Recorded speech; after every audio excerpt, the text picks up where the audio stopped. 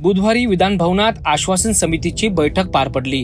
या बैठकीत मिठी नदीच्या कामातील अनियमितता आणि 12 मैल जमिनीच्या गैरव्यवहारावर चर्चा करण्यात आली।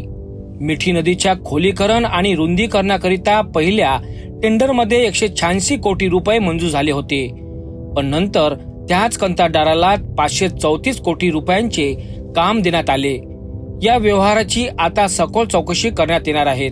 यासोबतच मुंबईतील 12 मैल जमिनीच्या गैरव्यवहारावर सुद्धा गंभीर प्रश्न उपस्थित झाले।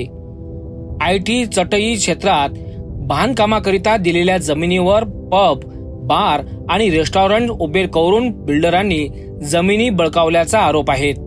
या प्रकरणाच्या चौकशीकरिता मुंबई महानगरपालिकेचे आयुक्त अभिजित बांगर यांच्या अध्यक्षतेत समिती स्थापन करण्यात आली आहे।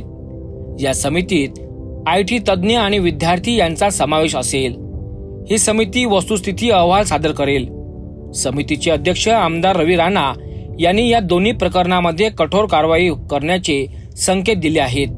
आमदार रवी राणा यांनी सांगितले की अहवाल प्राप्त होताच समिती प्रधान सचिव आणि संबंधित अधिकाऱ्यांसोबत प्रत्यक्ष भेटी देणार आहेत।